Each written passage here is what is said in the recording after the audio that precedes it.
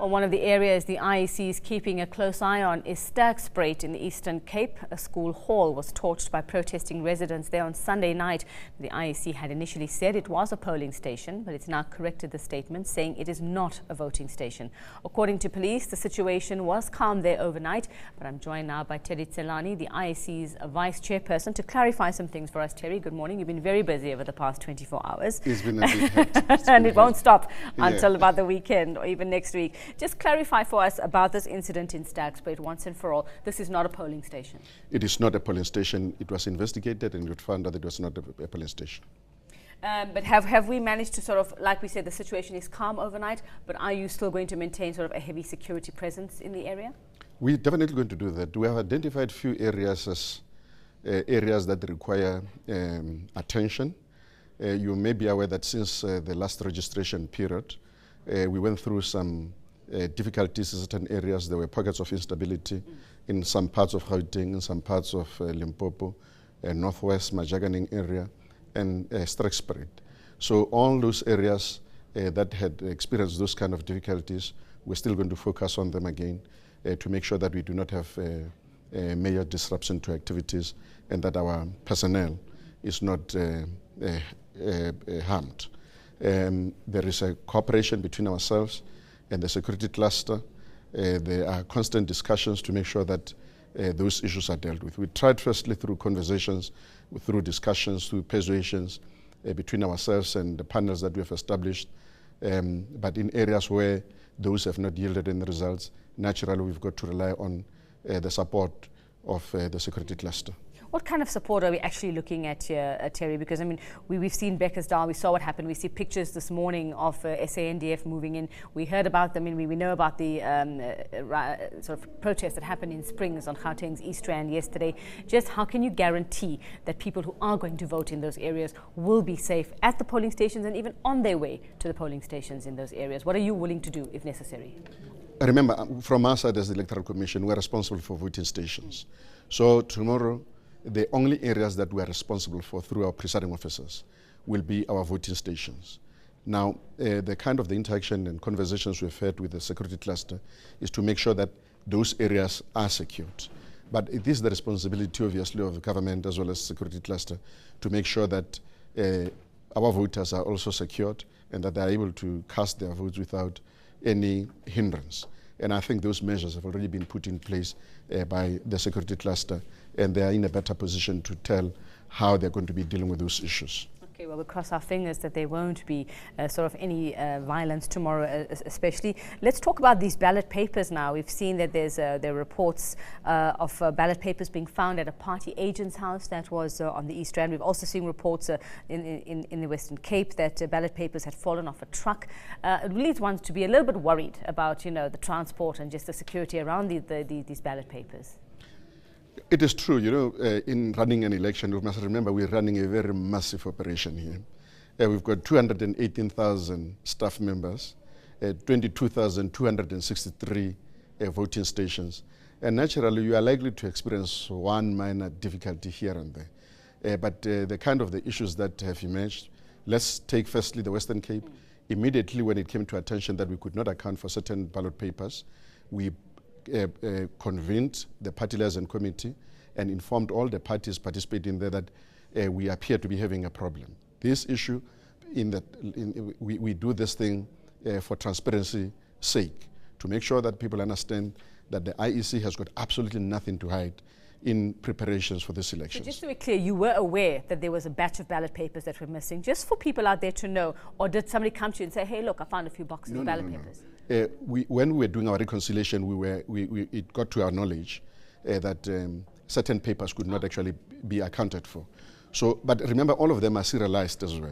So there is a serial number that indicates the ballot papers according to their so pegs. You tick off as you... So yes. So, okay. But all those were then quarantined because we found them all. We quarantined them. We have put them in a safe place.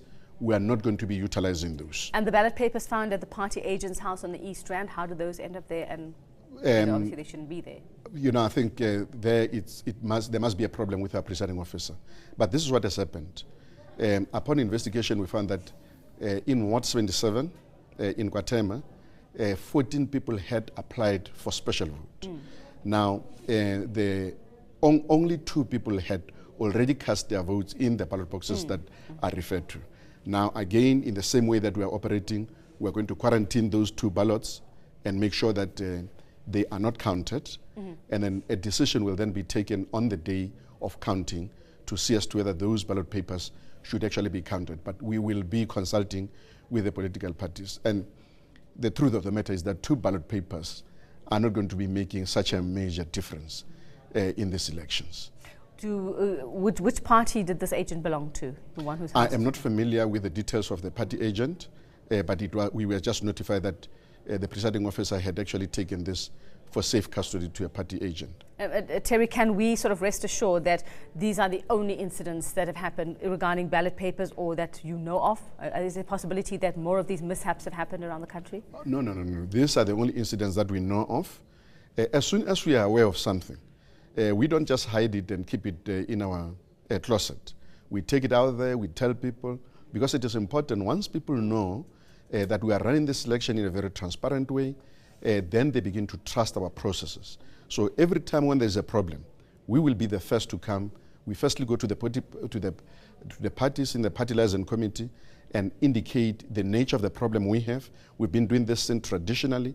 In all the elections, we meet with the political parties and tell them what the nature of the problem is and try to solicit opinion and support from them in terms of the approach we intend taking in relation to those issues. So we're still going to continue with the same approach. Oh, you know we'll find you and ask you, right? Definitely. You know we'll hunt you down regardless of where you are. All right, let's go to actual voting day tomorrow. We know that you are ready. You say you are ready. You know, security is in place and all of that. Lots of confusion, or not confusion, about cell phones. People sort of uncertain about whether they can take their cell phones because they've been told no selfies. You can't take a picture of yourself, you know, casting your vote. That's not going to happen in the booth. Are we allowed to have our cell phones in the queue? Look, it is going to be very difficult to manage that aspect. We don't have places where we can store cell phones of people, and we don't want to end up with a situation where there is a confusion and the presiding officer has got now to deal with issues of missing cell phones.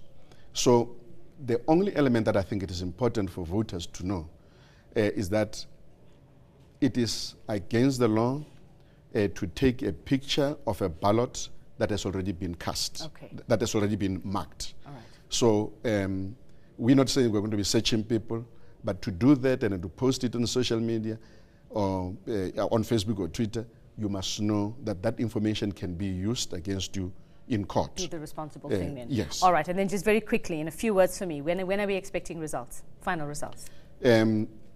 Traditionally, we announce the results within 3 days. As you may be aware, in terms of the Act, we cannot announce the results before 9 o'clock on the second day. On the second day, that will be Thursday. So we are hoping that we will be done with all sorts of issues.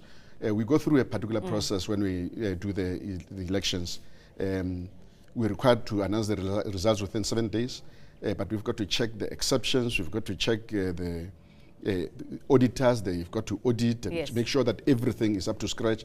We've got to wait for the objections, because we can't announce the results before the objections are finalized.